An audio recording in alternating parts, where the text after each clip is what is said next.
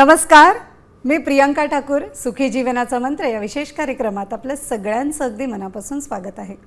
जेव्हा आपण पुरुषांच्या शरीरशास्त्राबद्दल बोलतो तेव्हा अनेकदा अशा काही गोष्टी असतात ज्यावर उघडपणे चर्चा होत नाही. संकोच, भीती किंवा माहितीचा अभाव यामुळे अनेकदा पुरुषांच्या मनात स्वतःच्या शरीराबाबत काही प्रश्न किंवा न्यूनगंड असतात. असाच एक विषय म्हणजे गोवर्स पेनिस. बऱ्याच पुरुषांना असं वाटतं की जर शांत स्थितीत आकार लहान असेल तर काहीतरी समस्या आहे, पण विज्ञानाच्या भाषेमध्ये याला ग्रोवर असं म्हटलं जातं. हे नेमकं काय आहे? हे नैसर्गिक आहे का? हा एखादा कोणता आजार तर नाही ना? आज आपण याच विषयावरची भीती काढून टाकणार आहोत आणि त्यामागचं रंजक विज्ञान जाणून घेणार आहोत. या विषयासंदर्भात सखोल मार्गदर्शन करण्यासाठी आणि प्रेक्षकांच्या प्रश्नांना उत्तरं देण्यासाठी तज्ज्ञ आणि नामांकित डॉक्टर विजय दहिफळे या ठिकाणी उपस्थित झालेले आहेत. त्यामुळे कार्यक्रमाच्या सुरुवातीस डॉक्टर विजय दहिफळे यांच्याविषयी जाणून घेणार आहोत एका व्हिडिओच्या माध्यमातून.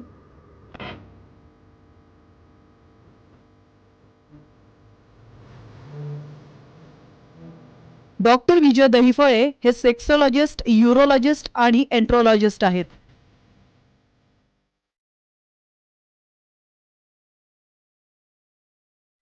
डॉक्टर दहिफळे यांचं क्लिनिक औरंगाबाद, हैदराबाद, दिल्ली, पुणे, नवी मुंबईतील नेरूळ, दादर, अंधेरी, कल्याण, नाशिक, अहमदाबाद आणि दुबईत देखील आहे.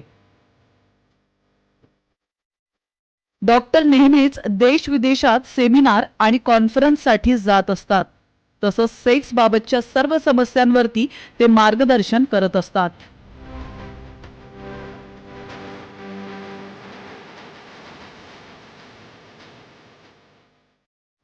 डॉक्टर, साम टीव्हीच्या स्टुडिओत आपलं मनापासून स्वागत आहे.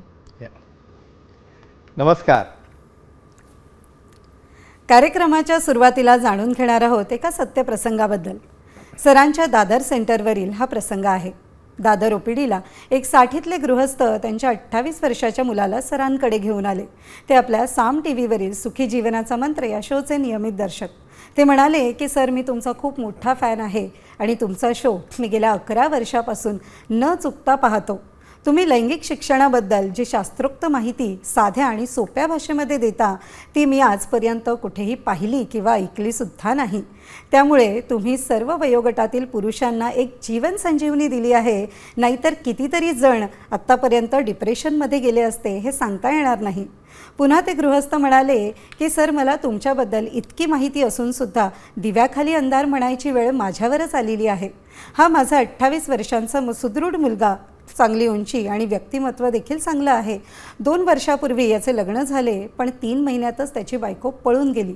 आम्ही वारंवार विचारतो पण तो काही सांगतच नाही. आता आम्ही याचं दुसरं लग्न करायचं ठरवलं आहे आणि त्यासाठी मुलगी पाहणं आम्ही सुरू केलेलं आहे. त्यामुळे त्याला रागावून विचारले तेव्हा तो म्हणाला की मी पहिल्या बायकोसोबत एकदाही संबंध ठेवला नाही आणि म्हणूनच ती पळून गेली आणि माझे दुसरं लग्न जरी झाले तरी देखील असेच होईल, म्हणून मी लग्न टाळतो आहे.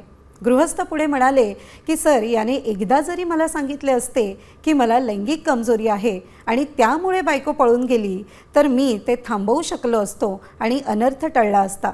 सर, मी माझ्या मित्रमंडळींना तुमच्याबद्दल सांगून अनेकांचे कौटुंबिक जीवन सुखी केले आहे आणि माझ्यावरच आज अशी वेळ आली आहे. असे बोलून ते गृहस्थ गहिवरले. सर, तुम्हीच टी व्हीवर सांगा की घरातील सर्वांनी म्हणजेच लहान थोऱ्यांनी हा शो एकत्र बसून पाहणे किती गरजेचं आणि आवश्यक आहे. तरच अशा प्रकारच्या घटना टाळता येतील. लैंगिक शिक्षणाचा प्रचार आणि प्रसार होणे फार आवश्यक आहे. सर, तुम्हाला शतशः प्रणाम, कारण तुम्ही अनेकांचे आणि समाजाचे जीवन सुधारले आहे. सरांनी मुलाला पाहिले आणि त्याला धीर दिला. आता तुला लैंगिक कमजोरीमुळे दुसरी बायको निघून जाण्याची वेळ येणार नाही. तू निर्धास्तपणे लग्न कर, असे सरांनी त्याला आश्वासन दिले. त्याची तपासणी केली. त्याला लहान लिंग आणि शीघ्रपतनाची समस्या होती. अतिहस्त मैथुनामुळे ही गंभीर समस्या निर्माण झाली होती. त्यावर सरांनी मुलाचे काउन्सिलिंग केले. त्याला कमजोरीसाठी 3 महिन्यांची ट्रीटमेंट सुरू केली. सरांनी दोघांनाही धीर दिला. गरज पडल्यास P shot therapy, vacuum therapy, shockwave therapy किंवा पेनाईल इम्प्लांट करू असे देखील सांगितले. दोघेही आता अगदी रिलॅक्स झाले होते. त्यांनी सरांचे मनापासून आभार मानले आणि ते म्हणाले की सर, तुम्ही आणि साम टीव्हीचा शो नसता तर आम्ही तुमच्यापर्यंत पोहोचूच शकलो नसतो आणि भयंकर परिस्थिती निर्माण झाली असती असे बोलून त्यांनी समाधान व्यक्त केले. मेडिकल टर्ममध्ये याला पोस्ट मॅस्टर्बेटेशन्स सेक्शुअल डिस्फंक्शन असं म्हटलं जातं. सर, काय सांगाल? खरं तर पहिलं लग्न झालं, पहिली बायको 3 महिन्यातच पळून गेली आणि आता हे दुसऱ्या लग्नाच्या वेळी मुलाने ते मान्य केलं. बरोबर आहे. चूक कोणाची आणि शिक्षा कोणाला. कोणाला? आणि एक वाक्य तुम्ही आता बोलत सांगितलं हो की तुम्ही सरांना सांगा हो की टीव्हीवर सगळ्यांनी सहकुटुंब बसलं पाहिजे. हो आणि माझे आजचेच उदाहरण सांगतो तुम्हाला. हो 1-2 पेशंट मला सांगतात, सर मी म्हणलं तुम्ही एवढ्या वर्षापासून टी व्ही पाहताय, हो मग तुम्ही का नाही आले? हो नाही सर, बरेचदा काय होतं म्हणे, माझी फॅमिली बसलेली असते, मुलं बसलेली असतात आणि हा सेक्सचा शो आहे, मी पटकन बंद करून टाकतो. बाप. अरे बाबा, एकदा तरी ऐका ना म्हणलं बसून. नाही. तुमची दैनंदिन ॲक्टिव्हिटी हो. जी निसर्गाने बनवली बरोबर. त्याचं नॉलेज तुम्हाला देण्यासाठी आम्ही इथं बसलेलो आहोत. म्हणून बरोबर. सर्वांनी पाहणं आणि ऐकणं अत्यंत महत्त्वाचं आवश्यक. असतं. सांगूया आपण. नक्कीच. सर्वप्रथम आपल्या जगभरातील त्या साम टी व्हीच्या सुखी जीवनाच्या मंत्राच्या लाईव्ह भागामध्ये तुमचं अगदी मनापासून अभिनंदन आणि कौतुक. कशामुळं पाहिलं या ठिकाणी, म्हणजे जे गृहस्थ 11 वर्षापासून शो पाहतात, खूप मित्रांचे त्यांनी संसार बिघडण्यापासून वाचवले, पण स्वतःचा मुलगा उंचापुरा असं बाहेर एकदम रोबस, दाढी वगैरे एकदम असं पाहिलं की वाटणार की ती राजबिंडा मुलगा आहे. आणि लग्न झाल्यानंतर 3ऱ्या महिन्यामध्ये बायको निघून जाते. त्यावेळेस कारणं त्यांनी तिच्यावर ढकलले, ती बरोबर नव्हती. मग यांनी मान्य केलं ना. पण आता 2 वर्षानंतर जेव्हा दुसरं लग्न करायला निघाले, त्यावेळेला मात्र परत हा पळून चालला. त्यावेळेस त्यांनी सांगितलं की मी एकदाही परफॉर्म केलं नाही. मित्रांनो, पहा बघा, ज्यांनी सगळ्यांचे संसार सुधारले त्यांना स्वतःच्या घरातल्या मुलाचा संसार सुधारताना किती अडचणी आल्या, त्यांच्या डोळ्यात पाणी आलं होतं. पण शेवटी त्यांना मी धीर दिला. आता दुसरं लग्न करताना असं अजिबात करू नका. बरेच मी सांगेन ना, लग्न करण्याच्या अगोदर ना पहिलं सल्ला घ्या सेक्सॉलॉजी, सिरोलॉजीचा. कारण लग्नाची बघणी पाहताना, मुलं पाहताना, मुलगी पाहताना की बाकी पाहता येतं तुम्हाला नाही. म्हणून आजच्या काळाची ही गरज आहे. तर आजच्या आपल्या चर्चासत्रामध्ये तुम्ही अतिशय महत्त्वाचे आहात, तुमचा सहभाग महत्त्वाचा आहे. आणि परत मी सांगतो, हा लहाना थोरांचा वयात आल्यापासनं ते शेवट 80-90पर्यंतसाठी हा शो आहे. त्यामुळे शेवटपर्यंत तुम्हाला पाहायचं आहे. पूर्ण फॅमिलीला सोबत पाहिल्यानंतरच कळेल हा कशाबद्दल आहे. आणि आपल्या दर्शकांना तुम्ही आवाहन करू नक्कीच शकता. नक्कीच. त्यासाठी दर्शकांना देखील आपण आवाहन करूया. नक्कीच. सुखी जीवनाचा मंत्र या कार्यक्रमात तुम्ही देखील सहभागी होऊ शकता आणि सरांना थेट प्रश्न विचारू शकता. मात्र त्यासाठी आमचा स्टुडिओ क्रमांक लिहून घ्या, 0224101610. सर, आपल्याला फोन यायला सुरुवात खूप झालेली छान, खूप आहे. छान. चला. पुण्याहून संजयजी आपल्याशी घेऊया. जोडले गेलेले नक्की. आहेत. घ्या. नमस्कार संजयजी, आपला प्रश्न विचारू शकता. नमस्कार. नमस्कार जी, बोला संजय. सर, कोण आकाराचे बिल काय असतात आणि ते नॉर्मल असतात का, याबद्दल माहिती पाहिजे. कोणत्या आकाराचे? ट्रॅफिक कोण.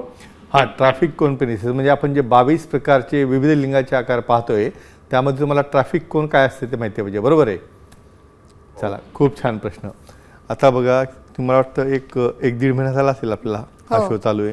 आणि इतका अभिप्राय चांगला आहे की ज्यांच्या मनामध्ये हे डिप्रेस झालेले, अशा प्रकारचे वेगवेगळे शंका कुशंका असणारे त्यातनं दूर आले. ट्रॅफिक कोन पेनिसेस सांगूया आपण. नक्कीच. परत मी सर्वांना सांगतो की नॉर्मल काय आणि ॲबनॉर्मल काय हे जोपर्यंत तुम्हाला कळत नाही ना, तोपर्यंत त्यामध्ये तुम्ही सांगू शकत नाही की हे चांगलं आहे का, हे छोटं आहे का, मोठं आहे का. आणि त्यातनं उगीचच मनात गैरसमज करायचे आणि काहीतरी आपल्या पार्टनरसोबत भांडत बसायचं, अनबन करायची आणि त्यातनं तुम्ही सेपरेट व्हायचं, असं अजिबात बरोबर नाही.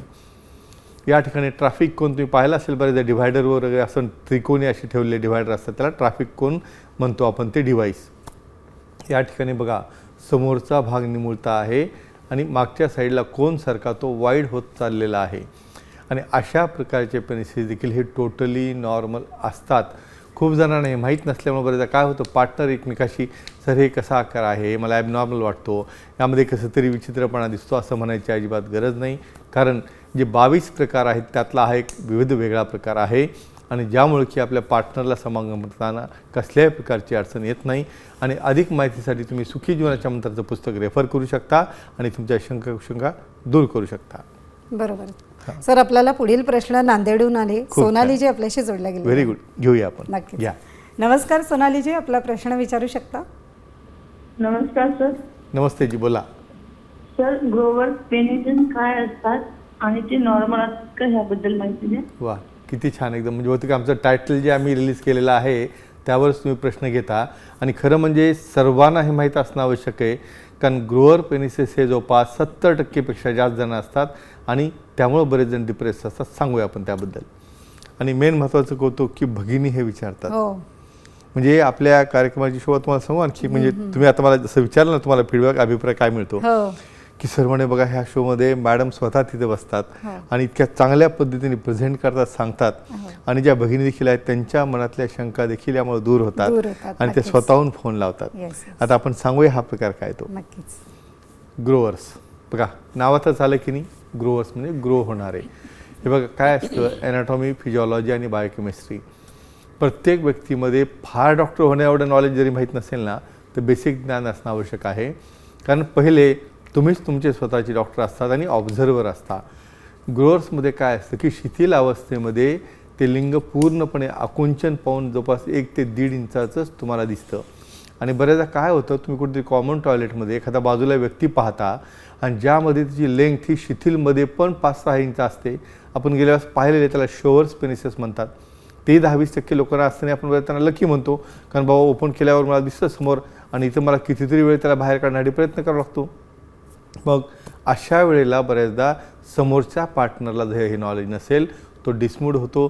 तुम्ही स्वतः देखील डिप्रेस होता. पण एक थोडीफार कॉन्व्हर्सेशन का महत्त्वाचं आहे पार्टनरसोबत, की आपण बोलणं आवश्यक आहे की बाबा अशा पद्धतीचंही नॉर्मल व्हॅरिएशन असतं. आणि इरेक्शन झाल्यानंतर, कठोरता आल्यानंतर त्याची लांबी देखील 5.5-6 इंचापर्यंत जाते.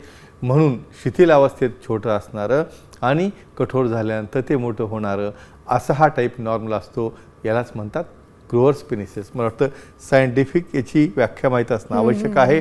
आणि हा शो पाहिल्यानंतर खूप जणांचं समाधान यामध्ये होत असतं. नक्कीच. आणि नक्कीच हा शंका दूर झाली असेल. नक्कीच. डॉक्टर, पुढील प्रश्न आपल्याला पुण्याहून आहे. कल्पनाजी आपल्याशी जोडल्या खूप गेलेल्या छान, आहे. घेऊया. नक्कीच. नमस्कार ताई, आपला प्रश्न विचारू शकता. सर नमस्कार. हां, नमस्ते जी, बोला. सर, माझा प्रश्न असा आहे की फ्रिकल्ड पेनिसेस काय असतात आणि ते नॉर्मल असतात का. परत एकदा विचार, मला नाही काय आलं. फ्रिकल्ड पेनिस काय हा, हा, right, असतात right, आणि right. ते नॉर्मल असतात का. फ्रेकल्ड बरोबर आहे. हां, अतिशय छान, अतिशय छान. म्हणजे तुम्ही इतका अभ्यास करता ना, म्हणजे बऱ्याचदा मला फार हे सोपं जातं तुम्हाला प्रेझेंट करायला, की ज्यामुळे तुम्हीच आपले क्वेश्चन देता. सांगूया फ्रेकल्ड काय असतात. बघा, बऱ्याचदा आपण ऐकताना सुद्धा ते लक्षात येत नाही. बरोबर. म्हणजे तुम्ही विचार करा, ज्याला काहीच माहीत नाही त्याला याबद्दल काही सांगता येईल का. आणि बऱ्याचदा फ्रेकल पेनिसेसला काहीतरी इन्फेक्शन झालं, फंगस झालं, त्याला कधी अँटीबायोटिक चालू करा, काहीतरी लेझर करा, असे प्रकार चालू होतात. सांगूया आपण काय ते. नावातच येतं फ्रेकल्ड. बरेचदा तुम्ही बघा, हे बनाना किंवा केळी पाहता बघा, कधी त्या प्लेन अशा ग्रीन असतात आणि कधी त्यावरचे डॉट डॉट डॉट असतात. याला फ्रेकल्स म्हणतात. कारण हे डॉट डॉट का तयार होतात, की मेलानिन नावाचं पिगमेंट जे आपल्या अवयवामध्ये असतं, सेक्शुअल पार्टमध्ये असतं, मेल आणि फिमेल दोघांमध्येही. तर काही जणांमध्ये त्याचं डिस्ट्रीब्युशन हे स्पॉटी फॉर्ममध्ये झालेलं असतं. त्यामुळं काय वाटतं बऱ्याचदा, अरे यावर काही इन्फेक्शन तर झालं नाही, किंवा यातलं कुठलं फंगल इन्फेक्शन तर नाही, किंवा याला काही स्किनचा आजारचं नाही का. कारण इरेक्ट अवस्थेमध्ये त्या ठिकाणी ते स्पॉट आणखी प्रॉमिनंट होतात. आणि बऱ्याचदा पार्टनर, तुझ्यामुळं मला इन्फेक्शन होईल किंवा मला काही प्रॉब्लेम झाला तर त्या व्यक्तीला अजिबात समागम करू देत नाही. मित्रांनो, असं करू नका. कुठलीही लैंगिक समस्या लपवू नका. सेक्सॉलॉजी, इंडॉलॉजी जे आहेत, जे क्वालिफाईड, त्यांना दाखवल्यानंतर हे व्हेरिएशन आपल्याला कळतं. एक गोष्ट आणखी नमूद करतो, बऱ्याचदा फंगल इन्फेक्शनमुळे देखील असे स्पॉट येतात, रेड असतात, त्याला इचिंग होतं, त्याला ब्लिडिंग होत असतं. मग अशा वेळेला ते नॉर्मल समजायचं नाही, तज्ज्ञांना भेटा, ट्रीटमेंट घ्यायची आणि त्यातनं बाहेर यायचं. म्हणजे बघा, 2 डिफरन्स मला का सांगायला लागतात. म्हणजे मी नॉर्मल म्हणून सांगायला गेलं की त्यामध्ये बऱ्याच मग फंगस असेल तर ते सेम दिसतं. मग ते कन्फ्यूज व्हायला नको. आणि मग पार्टनर काय करतो की तुझ्यामुळं मला होणार, तो माझ्यामुळे तुला होणार, ते रिलॅक्टंट असतात. आणि या गोष्टींमुळे सुद्धा समागम न करणारे बरेचसे कपल मी पाहिलेले आहेत. नक्कीच. डॉक्टर, पुढील प्रश्नही आपल्या भगिनींचाच आहे. पुण्याहून अनन्याजी आपल्याशी जोडल्या गेलेल्या. घेऊया. नमस्कार अनन्याजी, आपला प्रश्न विचारू शकता. नमस्कार सर. हां नमस्ते जी, बोला. सर सी शेप्ड काय असते आणि ते नॉर्मल असतं का? अच्छा अच्छा, म्हणजे सी शेपेड, बरोबर आहे. सी शेपेड किंवा कर्व टाईपमध्ये जे असतात ते नॉर्मल असतात का? करेक्ट. हो. वा वा, खूप छान प्रश्न आहे. नक्कीच तुम्हाला उत्तर देतो मी. असंही असू शकतं का? बरोबर आहे. म्हणजे तुम्ही बरेचदा मी असं त्याला 22 प्रकार असतात हे सांगितल्यानंतर बरेच जण अचंबा वाटतो. 22 प्रकार. आणि फिमेल्समध्ये 60 पेक्षा जास्त आहेत. बापरे. हे कदाचित आपण पुढच्या एपिसोडमध्ये यावर येऊ शकतो. पण ते कसे नॉर्मल असतात आणि सोशल भाग त्यामध्ये काय असतो ते आपल्याला सांगायचे. पण आता सी बद्दल सांगूया आपण. नक्कीच. सी शेपेड राहू शकतं का असं? याचाच अर्थ काय असतं? Curved downward, curved upward, curved right lateral किंवा कर्ड लेफ्ट लॅटरल. मग त्याला बऱ्याचदा ते आपल्याला आकार दिसतो सी सारखा. मग यामध्ये होतं काय की बऱ्याचदा तुम्ही अशा दर्शनी पाहिलेल्या पेनिसमध्ये शिथिलमध्ये काही दिसत नाही, पण जेव्हा त्या ठिकाणी कठोरता येते त्यावेळेला त्याचं बेंड होऊन एका साईडला तो झुकायला लागतो. बरं, त्याचा परिणाम काय होत असतो की एक तर समोरच्या व्यक्तीला ते नॉर्मल वाटत नाही आणि ॲक्ट करताना बऱ्याचदा त्या ठिकाणी डाऊनवर्ड साईडला असेल तर फ्रिक्शन किंवा रबिंग किंवा थर्स्टिंग हे रेक्टल साईडला होतं किंवा अपवर्ड असेल तर बऱ्याचदा ब्लॅडर साईडला होतं. त्यामुळे समोरच्या पार्टनरला त्रास होऊ शकतो. समजा यामुळे त्रास होऊ नये यासाठी विविध प्रकारच्या पोझिशन्स आहेत. तो वेगळा टॉपिक त्यावर मिळणार आहे. पण नॉर्मल सी शेपेडनी दोघांनाही काही अडचण नसेल त्यासच पोझिशन बदलून बऱ्याचदा समजा तुम्ही लिथरॉमी पोझिशनमध्ये असता, बऱ्याचदा मिशनरीमध्ये असता किंवा बऱ्याच प्रकारमध्ये आपण काउगल, लिव्हर्स काउगल हे नंतर पोहूया. त्रास होत नसेल तर त्यामध्ये काही करायची गरज नाही. हे सुद्धा एक नॉर्मल व्हॅरिएशन आहे. कारण का कुठल्याही पद्धतीने असा स्ट्रेट लाईनमध्ये जाणारं लिंग किंवा अवयव अजिबात नसतो. म्हणून मित्रांनो, ह्या टॉपिकमध्ये जे आपण डिस्कस करतो आहे की आपल्याकडे हा पर्सनल प्रॉब्लेम असल्यामुळं तुम्ही त्या ठिकाणी बऱ्याचदा पाहत नाहीत.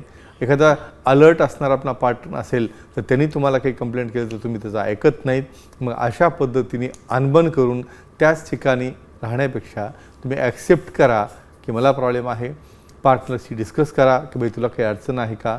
पण नसेल तर अशा वेळेला मग दोघांनाही समजत नसेल तर त्यांनी तज्ज्ञांना भेटणं, दाखवणं, सल्ला घेणं का आवश्यक असतं. मी असे काही कपल पाहिलेत, दोघेही हाय प्रोफाईल जजेस. आता बरेचदा काय असतं, तुमचा प्रोफेशनचा इगो तुम्ही सोबत घेऊन बेडरूममध्ये पर्सनल बेडरूममध्ये जाता. मी सर्वांना सांगतो बाबा तुम्ही जे काही आहात ना बेडरूमच्या बाहेर आहात, जे काही असाल, कारण तुमचं ह्युमन लाईफ आहे ना, माइंड, बॉडी आणि सोल. पण त्या इगोमुळे बऱ्याचदा मी म्हणणार का, तू म्हणणार का, तू अगोदर का नाही बोलली, मला पाहिजे, हे कॉन्व्हर्सेशन सुरू होतात.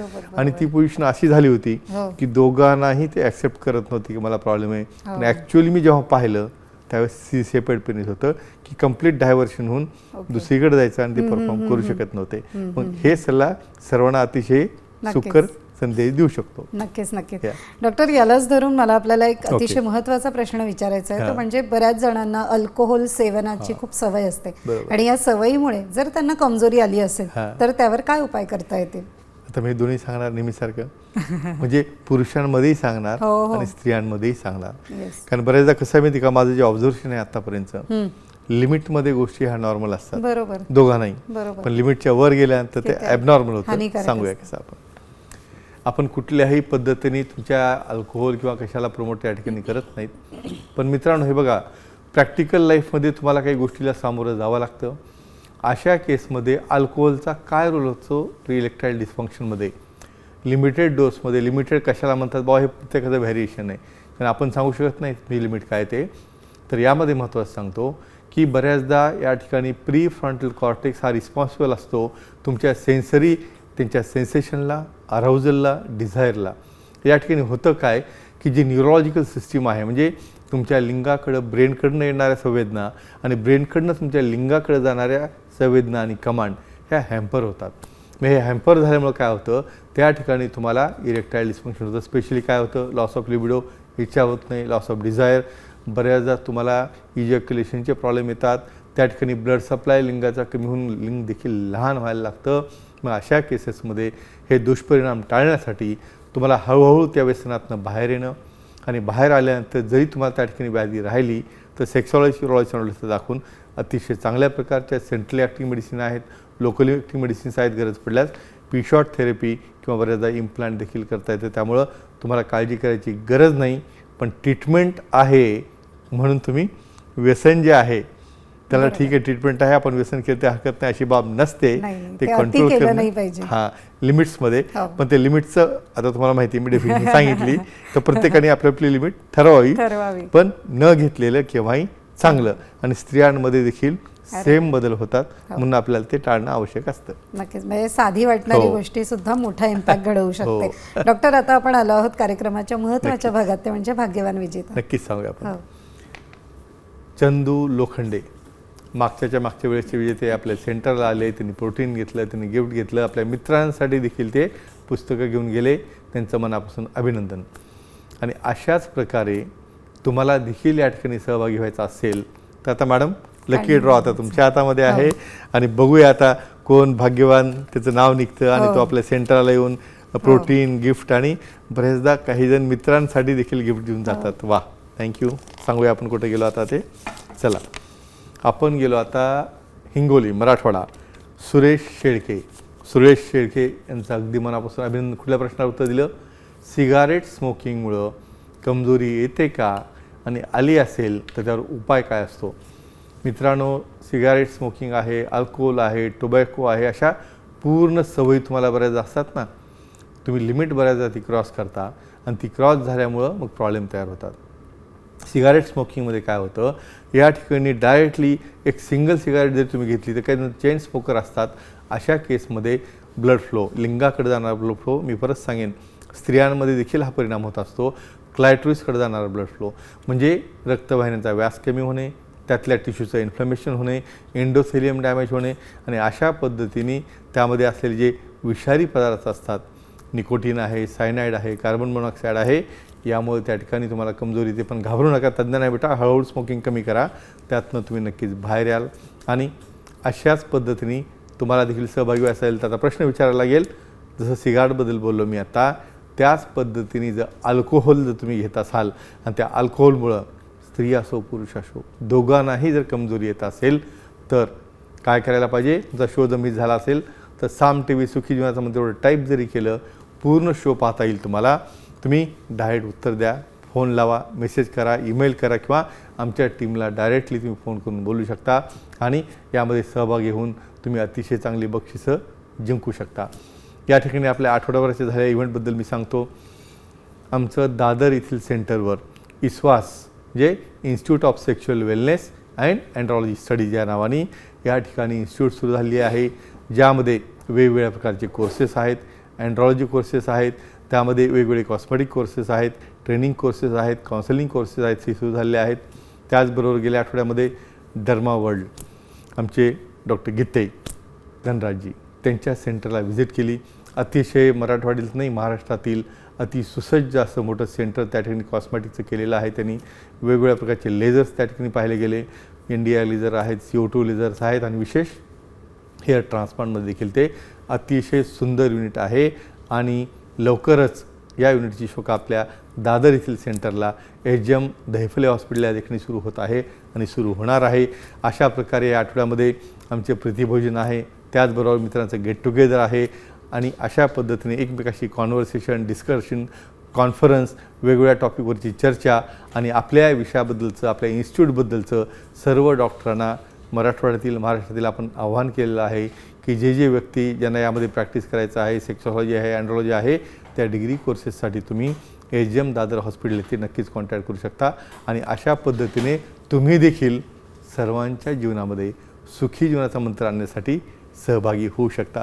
वाटतं या एका कारणासाठी म्हणजे आपण किती दिवस एका लेवलला करणार, ही मोठी टीम बनवून पूर्ण महाराष्ट्रामध्ये आपण त्याच्या फ्रँचायझी करण्याचा विचार करत आहोत. बाकी तुम्ही सांगू शकता. नक्कीच, अतिशय छान उपक्रम खरं तर आपण राबवलेला आहे. लोकांपर्यंत पोहोचणं हे जास्त महत्त्वाचं आहे. नक्कीच नक्कीच. आणि ते एकटा नाही, हे पूर्ण युनिट बनणं आवश्यक आहे. त्यामध्ये तुमचाही फार मोठा सहभाग आहे. धन्यवाद सर.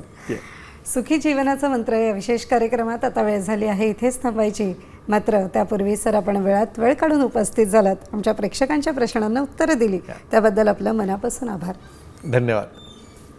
पुन्हा भेटूया नव्या विषयासह. तोपर्यंत शुभरात्री. नमस्कार.